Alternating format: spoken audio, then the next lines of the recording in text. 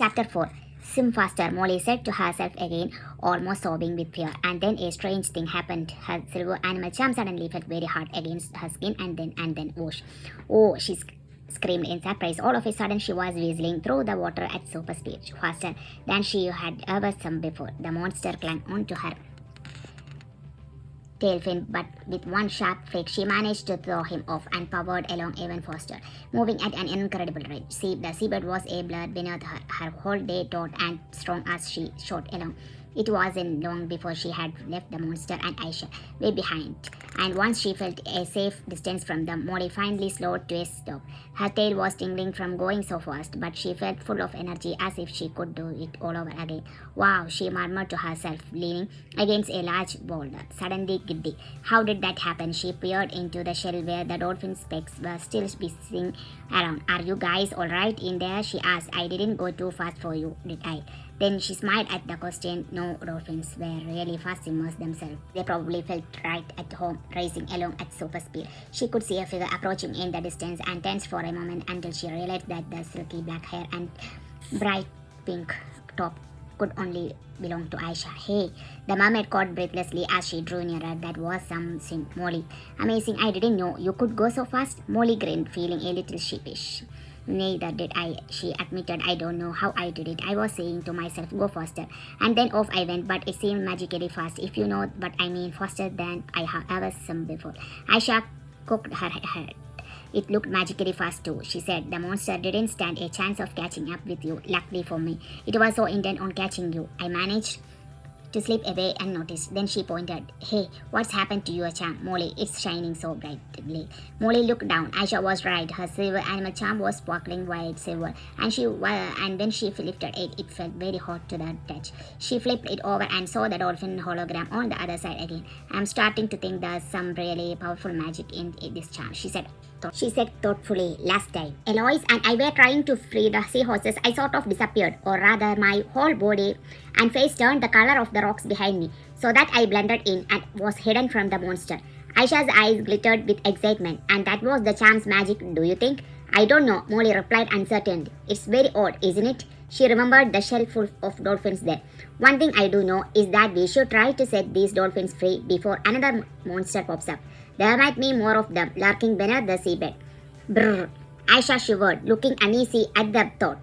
Then she peered into the shell. So, how are we going to get you little guys out? They both looked at the shell, trying to think of ideas. A crab managed to break open the bubble where the seahorses were trapped.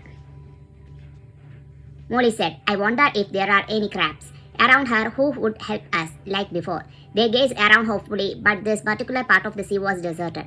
There were no crabs or lobsters to be seen, and no other creatures either. Molly looked upwards too, just in case she could see a friendly shark who might offer assistance. Their strong jagged teeth would surely be able to crack open the shell, but she could only see a couple of seagulls floating on top of the water. I'm sure there must be a crab around here somewhere. Aisha was saying, but just then a better idea popped into Molly's head. Seagulls have very sharp beaks, don't they? She asked. Maybe a seagull could break into the shell with their beak by picking at it. Come on, let's swim up to the surface and ask one. It's what I agreed. So the two mermaids swam up, holding the shell between them. Oh, Aisha whispered as they surfaced. They are asleep. Molly glanced at the two birds who were sitting motionless on the surface of the water, their heads tucked beneath smooth white wings. Then her gaze flicked to the horizon. A faint pink line of light was visible, and she knew that dawn wasn't far away. The morning sunrise always marked the end of Molly's mermaid adventure for that particular night, and she would be magically returned to her own bed. She had to help Aisha free the dolphins before then. She couldn't bear the thought of leaving while they were still trapped. We will just have to wake one of them up, she hissed. They won't mind, will they? It is an emergency. Her lips, seagulls are so bad-tempered, she whispered. We will be lucky if they don't stop picking us instead of the shell. Molly shrugged. We don't have a choice, she said, and gently propped the nearest seagull.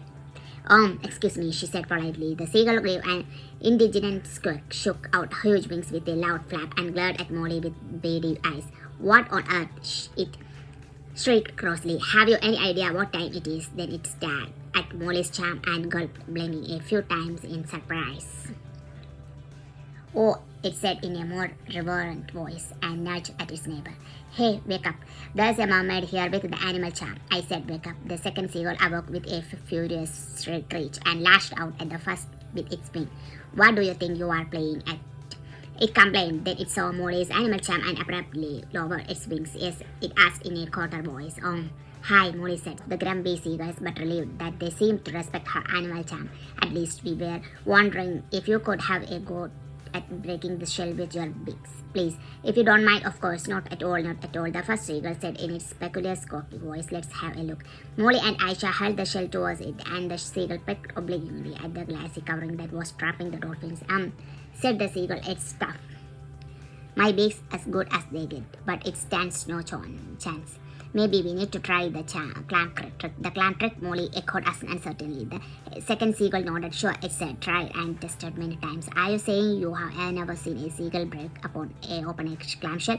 Molly shook her head. The seagulls laughed a high-pitched, screechy sort of sound. Honey, prepared to be impressed, the first said, and with that, the seagulls took off high up into the sky with the shell held between their beaks.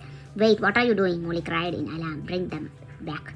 Oh no, they are heading for those rocks. Aisha realized that's how they smash open clamshells, by flying up high and dropping them onto rocks. She clapped a hand to her face anxiously, which is all very well if the clam, but I don't want my dolphins to get hurt or eaten. Cook, we have got to stop them. But just as the words left her lips, the seagulls let go of the white shell above the rocks.